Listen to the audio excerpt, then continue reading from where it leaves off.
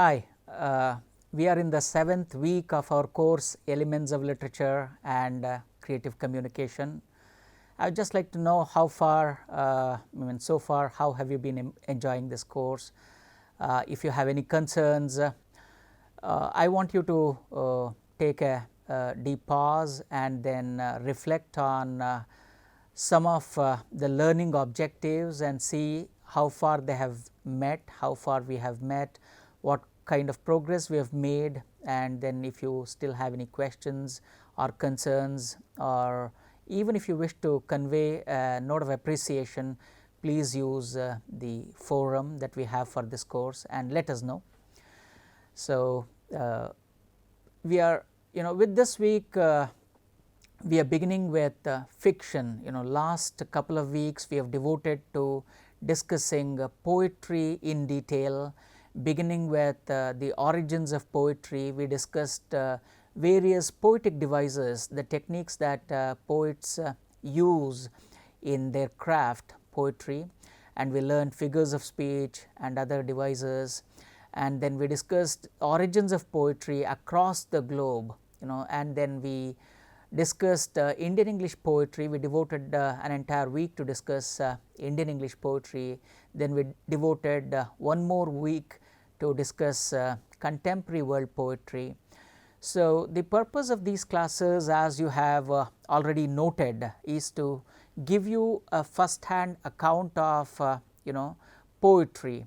All right. So, just let us know how you have enjoyed it, because from this week onwards we are entering into a different world.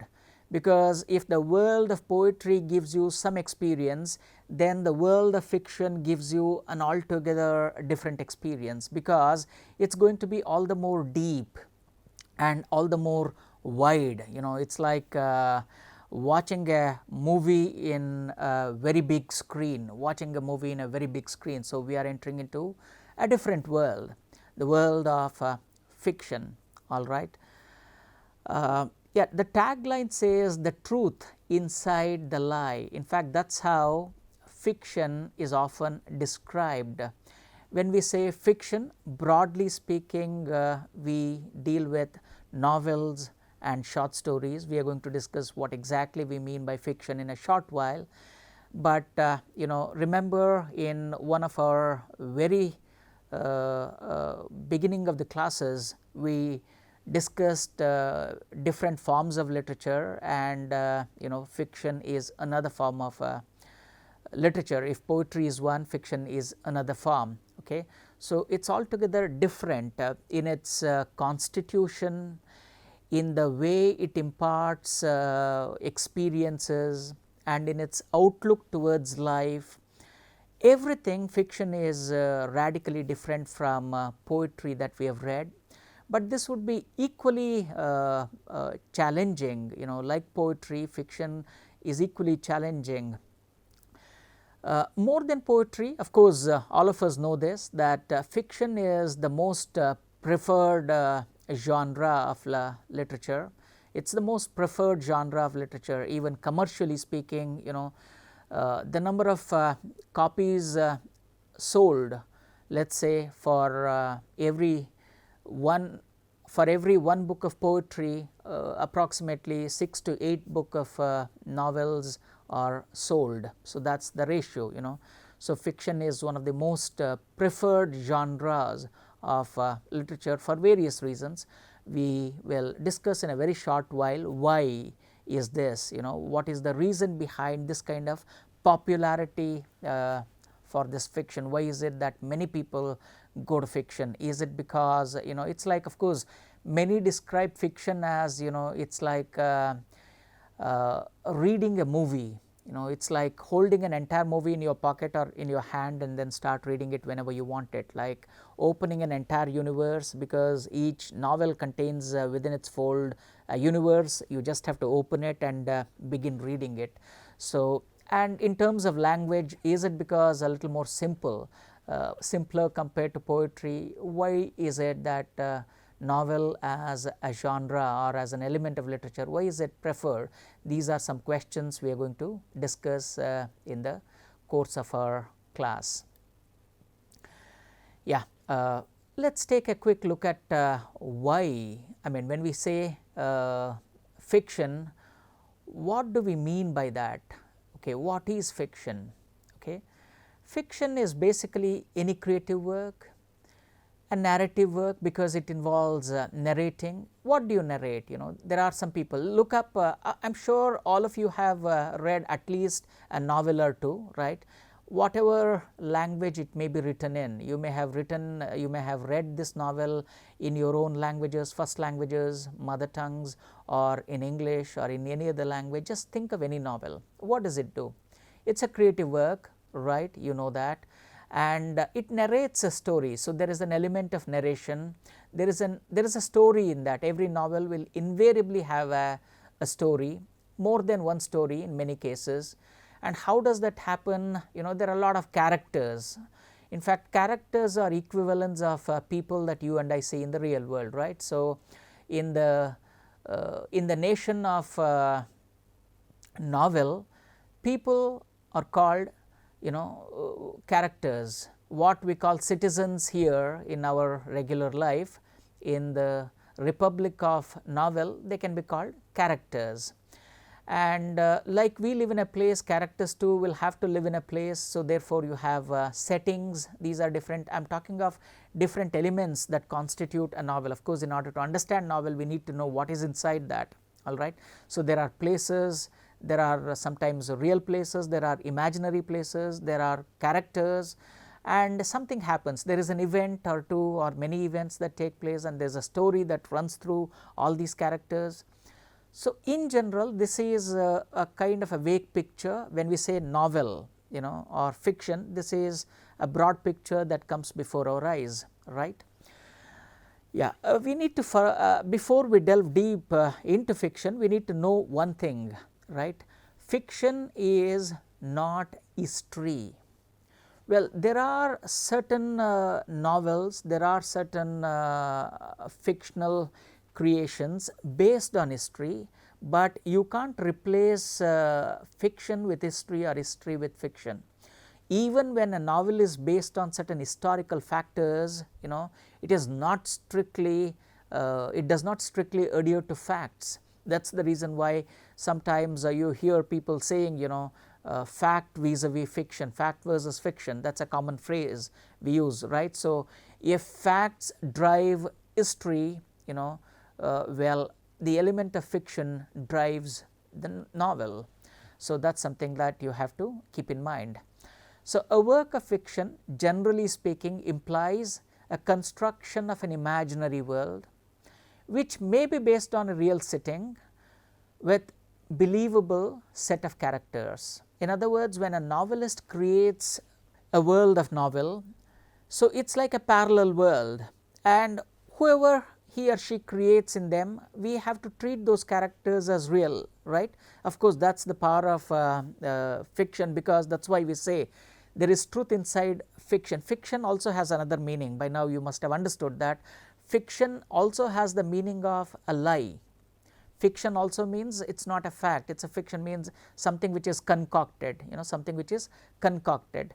But on a deeper level, even within the confines of this concocted world is truth, truth in a different sense. So, there is an imaginary character which is not true, there is an imaginary place which is not true, there is an imaginary action which is not true, there is an imaginary plot which is not true, and there is an imaginary story which is not true.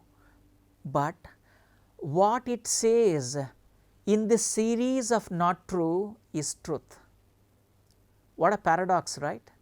What a paradox. You have a series of lies here, and all these series of lies point towards one vortex, you know, one central thing, that is truth.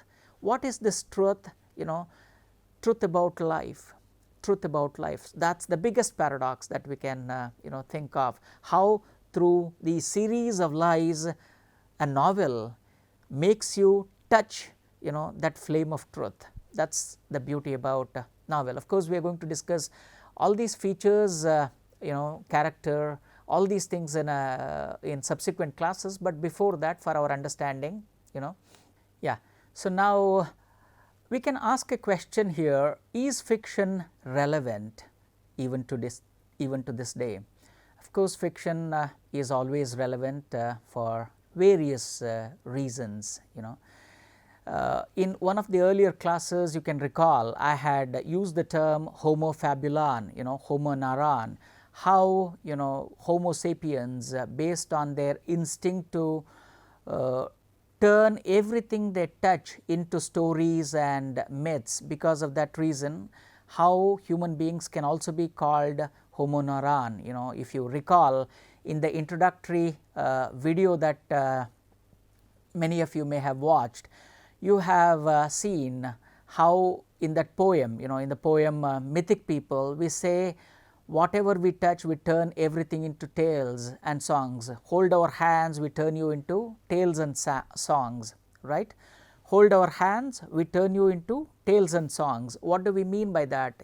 The we here refers to this course, refers to elements of literature. So, if you hold the hands of literature, literature has the ability to transform us into a part of a tale, or it converts us also into a song, into a beautiful story. That was the meaning.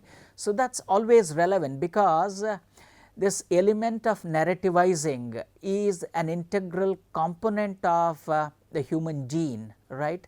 So, it is a part of our gene, it is there in our entire makeup, in our genetic makeup. Therefore, as long as human beings exist, novels exist, fiction exists in some way or the other, in some form or the other, right. So, whether it is novels, short stories, TV shows, movies that you keep watching, reality shows, whatever you do it, there is an element of story there. There is an element of story, that is why we are hooked on to that. And this obsession with stories is not of recent origin. You remember, right, we discussed the earliest available text to something like 2400 or 2500 BC. So, even before that, human beings are known to share their experiences using concocted stories. Of course, earlier poetry did the job of the story as well. Poetry was used also to convey a story, but so that is why you can say that novel has its origin in the oral tradition of literature. But later, of course, as technology developed and advanced, especially with the advent of printing press and industrialization, novel as a distinct form of literature emerged in a substantial way. That is why we can see that novel is coterminous with, novel is coterminous with very many things. In reading a piece of fiction, we subscribe a silent agreement with its author. Of course, this is Terry Eagleton, critic, excellent, remarkable theorist, who makes this comment on the ability of the novel to create a parallel universe and how it creates a make-believe world for us, right. That is the reason why, see, though we know the novel we are reading is a fictional one, it is a fictitious entity, most of the times we start crying when we are reading a novel, or we start smiling, we start laughing, we feel happy when the character feels happy. Why does that take place? Because the novel that you hold in your hands has an innate ability to transport you into its own world. You just have to hold the novel in your hands, you also become a character there, you become a spectator, and you start watching what happens to all those characters. So, you become the great spectator, watching everything that happens in that universe first hand. That is the reason why you get affected so much when you read a novel. This is what the critic Terry Eagleton remarks. In reading a piece of fiction, we subscribe to a silent agreement with its author, who pretends that something is true and asks us to pretend to take it seriously, and we do that, right. And secondly, we know that every fiction designs a possible world, even a universe, and all our judgments of truth and falsehood must concern that possible world alone. So, we become an integral part of the world, and that is the reason why of course, we are attached to that. Yeah. Why do we weave tales? Again, I said that it's a part of our gene, it's a genetic makeup. That's why whether formally or informally, we go on concocting. That's why when you say that when you tell a lie, it's again you are spinning a beautiful narrative around, you are just giving a beautiful spin to it. Therefore, you can say that origin of novel may be in the ordinary lies that you and I invent, because lying is not easy, right? You will have to have a solid background, you have to arrange things to suit to your lie. So, therefore, every lie that you and I utter is a micro novel, okay? Something like that. Of course, we should not end there, we should stretch it and create a novel. Of course, I am saying it in a lighter vein. Yeah. We not only tell and engage with fictional stories, but we also reflect on the content of the story, right? That is the reason why I said it is like a make-believe, and we ascribe certain morality to it, certain ethical values to it, and even ideologies to it. And and most of the times these novels reflect aspirations of an entire race. They reflect our vision, the vision of contemporary society. That is why reading novel becomes an important thing, because it has an extraordinary ability, one, to reflect our society. But if it were just to reflect our society, we do not need to read it. More than that, to offer a ray of light, to guide us towards the higher principles that humanity always aspire to. So, that is the reason why you and I need novels. Yeah, we have been discussing why we read novels and what happens when you read novels. Now is the time for us to go a little deeper into this world. What constitutes this world of novel? What constitutes this world of fiction? In other words, what are those elements of fiction? Of course, remember, I am just introducing you to these concepts now, and later we are going to in our next class we are going to pick up various elements of fiction in a detailed manner. But of course, let us begin with characters. Of course, I said characters are equivalents of analogous to people that you and I see in our real life, including you and me, right. So, characters are a replica of us, okay. So, next is plot. What is plot? Of course, I said every novel has to have a story, right. A story happens in a particular way. In fact, it happens in a time. Let us say, for instance, a plot is a combination of a story plus a causal element to that. And again, in subsequent classes we are going to distinguish that, but you can say that plot is the way in which a story unfolds. Therefore, you can also include story as a part of plot, and the way in which it unfolds, the cause and effect factors added to that story element becomes plot in a way. Okay. Then comes setting. Setting is like the background, the place in which we live, and what happens, the time in which we live, it is called setting in novel, the place in which the entire world unfolds, the time in which it happens, the background, the socio-cultural backgrounds, the political background, and the entire flora and fauna that are described there, that constitutes setting in the novel. Yeah, here is before we move ahead, Scott Fitzgerald's extraordinary line, character is plot, plot is character. Just think about it. In fact, I am just trying to sow a seed here, and we are going to pick it up for discussion in subsequent classes. Just come to think of this particular thing, character is plot, plot is character, because in the previous slide we discussed character as separate from plot, and here Scott Fitzgerald, a well known writer himself, says that character is plot and plot is character. In what sense does he say that? Please think of it. We will take it up for discussion in the next class. Okay. Yeah. Continuing our discussion of the elements of fiction, we have point of view. Point of view is, well, when there are various characters in the novel, each of the character will have his or her own perspective, right. The characters have their own perspective, their own point of view. So, how is the novel presented becomes important. Is it who is narrating? Is the protagonist of the novel narrating it? Then it becomes the first person narration. Of course, narrative style also comes along with that. So, whose point of view are we looking at? Then accordingly you have narrative style. Who is narrating it? What kind of narrative style is it? Is it the first person narration? When the protagonist speaks, it becomes first person. Is it the other person? There is also something called omniscient narrative. Sometimes the writer starts describing the characters or he, she, it and other things, right.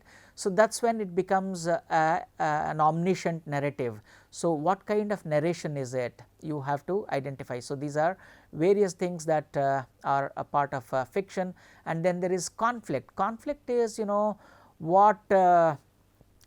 what propels the entire action of the novel, conflict, because obviously when there are characters with different perspectives, it is going to lead to some kind of a conflict. So, does the novel resolve that conflict and move ahead, or does the conflict itself define the entire novel? That depends on the discretion of the novelist, but otherwise conflict becomes very important thing. Anything that has action, plot, characters will have conflict, and an entire novel deals with that conflict in its own way. So, these are generally speaking various elements of fiction. We are going to pick all of them up and maybe some more in our subsequent classes.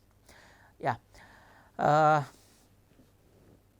you can ask what are the types of fiction? Well, of course, fiction comes in various shapes and sizes. You know that now. You have novels, short stories, graphics, science fiction, all of them come under fiction. Fiction is a very vast genre of literature that you will realize as we go ahead. You will realize how vast and big the genre is, okay.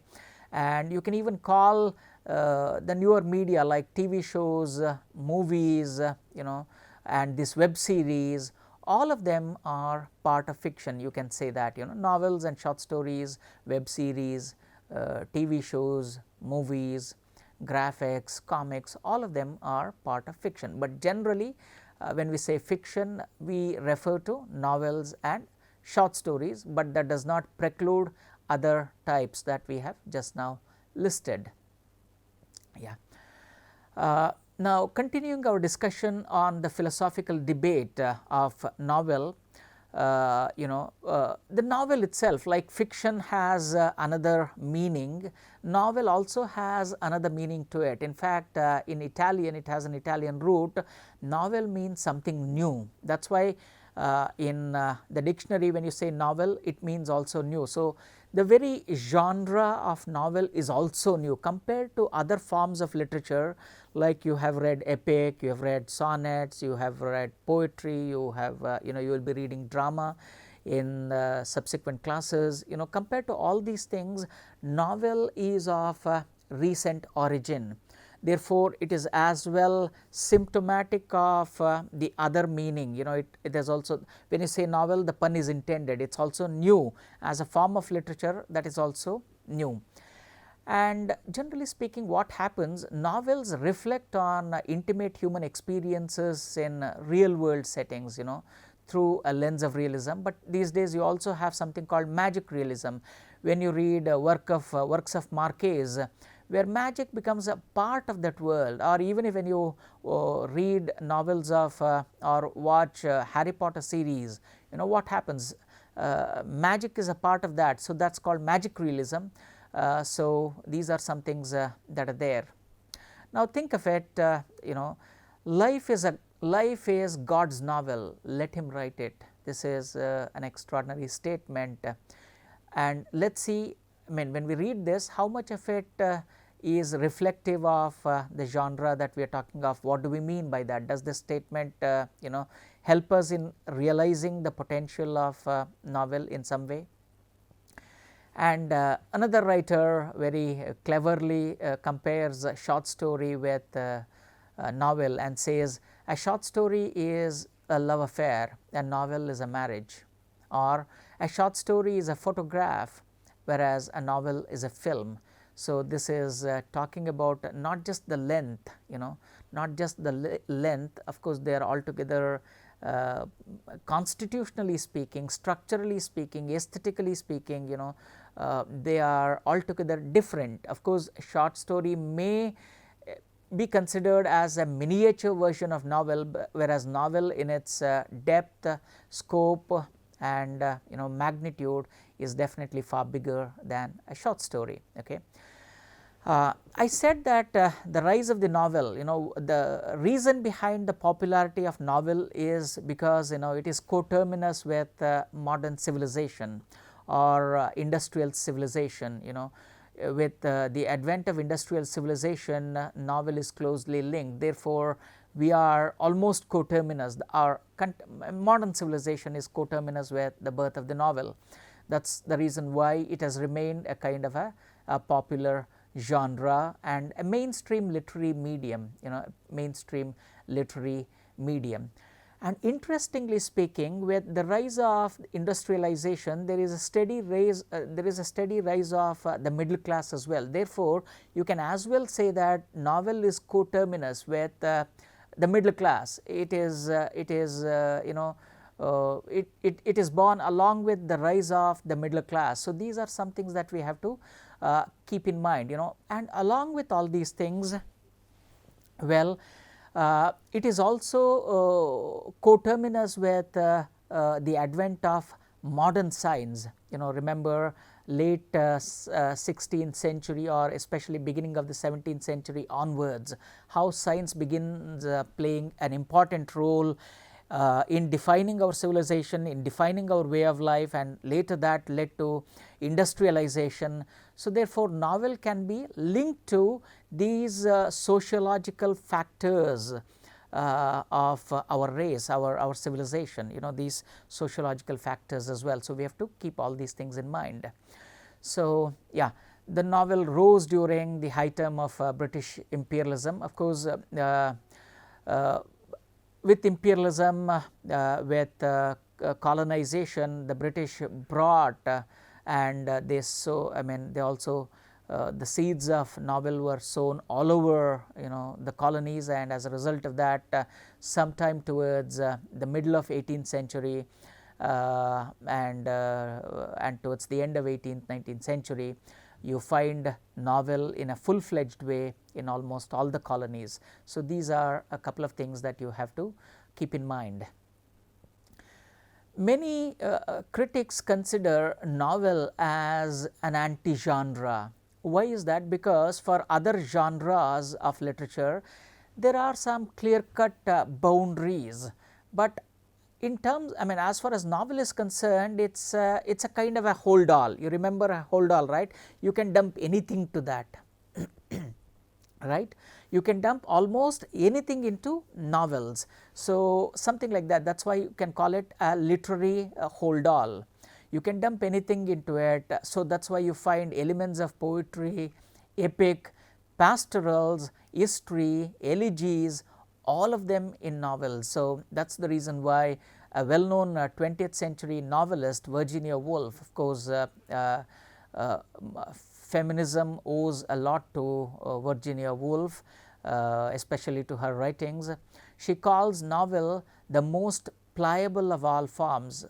It's like a metal, it's not rigid, you can malleability is what defines it. You can bend it to any shape you want it. That's why extraordinary experiments have happened in novel. You can write an entire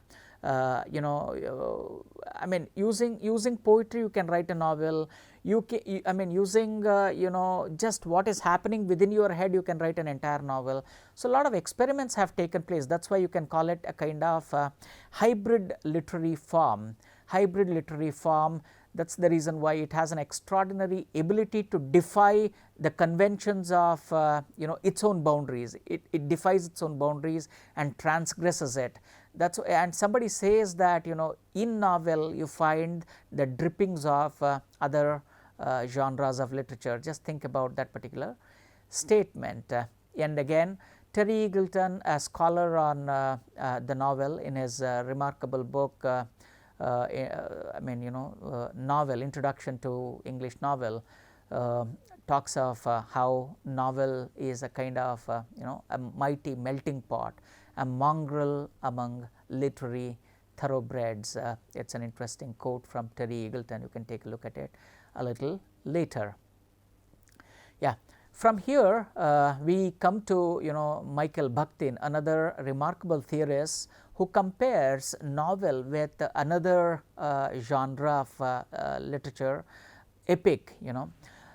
If there is one thing, or if there is anything that can be compared with novel, whether it is in poetry or in drama, it is epic. So you find a lot of resemblances between epic and novel, but novel has novel surpasses epic in very many ways.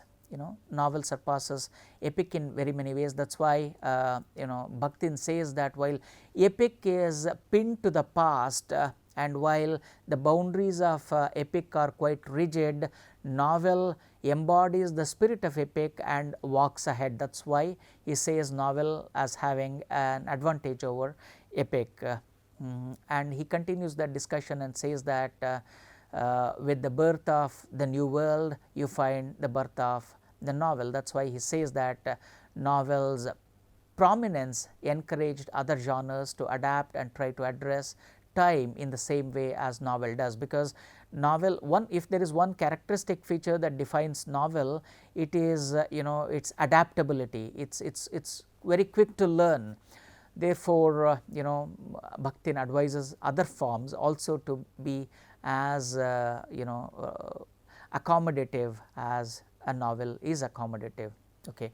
From here, of course, here is a very brief timeline I want you to keep in mind. Generally speaking, in the Western tradition, of course, remember, Cervantes publishes Don Quixote in 1605. That is considered a prototype of the novel. In fact, many critics consider Don Quixote also as the first novel. So, therefore, Don Quixote can be considered arguably the first novel, modern novel. Okay. Then you have 1688, some experiments take place, and it is in 1719 that Daniel Defoe publishes the first English novel, the birth of the modern novel, the socialist realistic type of novel, Robinson Crusoe. 1799 therefore becomes important because the birth of first English novel as such. And afterwards, towards 1759, you have Lawrence Sterne publishing Tristram Shandy, an experimental novel. Of course, remember, novel is quite at its nascent stage at that point of time. So, Tristram Shandy experiments with the form in extraordinary ways. Then you have 1774 Goethe. Of course, you can recall Goethe's influence on world literature and the influence of world literature on Goethe. He was well versed with Chinese novels. Therefore, he writes in 1774 a modern novel, The Sorrows of Young Werther. And in 1867, so these are important milestones. Remember, we may have skipped very many things. Leo Tolstoy publishes War and Peace. In fact, War and Peace, many consider War and Peace as the king of novels. If there is one novel which is extraordinary, of course, it's more than 1,000 pages, and philosophical meditation on the form itself, as well as a brilliant accomplishment. Therefore, it rightly occupies the sobriquet, the king of novels. Then when it comes to 20th century, you have James Joyce, who publishes Ulysses in 1922. Again, it inaugurates a new wave of novel using stream of consciousness. Of course, James Joyce writes an entire novel. So, what happens within one's head constitutes an entire 600-page novel. And then you have 1967, where Marquez publishes 100 Years of Solitude, that inaugurates another important subgenre of novel called magic realism. This timeline is very important, you can just recall it. Of course, based on this, let us quickly discuss the rise of novel as far as the in the Indian subcontinent is concerned. Of course, because of the influence of the colonizers, and of course the Macaulay's minutes, and now English education is is gaining a kind of traction in the late 18th century and 19th century, as a result of which you find by 1850s many regional writers experimenting with this form called novel. That is how you have Yamuna Pratyan 1857, first novels. It is generally said in the Indian context that by the mid 19th century you find flowering of novel, especially the realism kind of novel. Of course, there are other historical and a combination of poetry and prose. These kind of experiments were there even earlier, but in the mode of social realism, novel flowers sometimes in the mid 19th century, 1850s. And then you have Muktamala, Lakshman Moreshwar Halbe's Muktamala 1861, and predominantly all of them discuss various social reformation using novel. Novel becomes a suitable medium for the writers to express their aspirations for society to change and accept modernity in some way or the other, accept modern values. So, a kind of a clarion call wherein these writers exhort the society to adopt modern values. So, even novels play a major role in ushering in modernity into the traditional societies, colonial societies, and that happens in other languages as well. As a result of that, you have in 1889 Chandu Menon publishing his first Malayalam novel called Indulekha, and you have Kandukuri Veerashalingam publishing his Telugu novel Rajashekara Charitramu in 1878, and you have the first Kannada novel written by Gulwadi Venkatrao called Indirabai. So, these were some experiments that were taking place in the Indian context. As far as Indian English novel is concerned, it is generally believed or widely believed that Rajmohan's Wife, published in 1864 by Bankim Chandra Chatterjee, until recently it was called the first Indian English novel. Of course, now research suggests, contemporary research suggests that as back as in 1835 Kailash Chandra Dutt had written a novel called A Journal of 48 Hours of the year 1945, a kind of a futuristic novel in 1835. Therefore, now this particular novel by Kailash Chandra Dutt has dethroned Rajmohan's Wife, and now A Journal of 48 Hours of the year 1945 is considered the first Indian English novel. Okay. So, this is a very a bird's eye view of novel in the Indian context and in the Western context. Yeah, before we call it a day, let us quickly go through this remarkable quote by Milan Kundera, one of the exemplary practitioners of novel, who also has a book called The Art of Novel. He is an accomplished novel himself. Okay, this is from his book called The Book of Laughter and Forgetting. Now, the stupidity of people comes from having an answer for everything, right. Of course, you can recall the definition. A wise man is one who knows that he does not know anything, whereas a foolish guy thinks he knows everything. The wisdom of the novel comes from having a question for everything. A novel, rather than giving answers to you, it raises pertinent questions, relevant questions, and the importance of these questions is it makes you think in that direction. Therefore, the driving force of a novel, the appeal of the novel lies not in its ability to answer our questions, but in its ability to raise some relevant questions and therefore shape our thinking towards it. That is why he says that, when Don Quixote went out into the world, that world turned into a mystery before his eyes. That is the legacy of the first European novel to the entire subsequent history of the novel. Rightly acknowledging the value and significance of the first European novel, he says, the novelist teaches the reader to comprehend the world as a question. There is wisdom and tolerance in that attitude. Of course, if anybody says they have answers to all your questions, of course you need to take such people and take their words with a pinch of salt. I am not asking you to disbelieve them, but weigh in your options, because it is only a con man or a god who has the capacity to say that he or she has answers to all your questions. So, you decide whether that person is a con man or really a god or an incarnation of God. But for the rest of us, mortals like you and me, what we need to know, our wisdom and tolerance lies in the attitude that the world is a huge question and we need to seek our answers gradually through our journey. And of course, through the novels, through the literature that we read, through various elements of literature, we are going to uncover that question, and we are going to gradually seek an answer towards the questions that have been guiding humanity since time immemorial. Okay? Thank you. In the next class, we will come up with more discussions on novel and elements of fiction and other things. Thank you.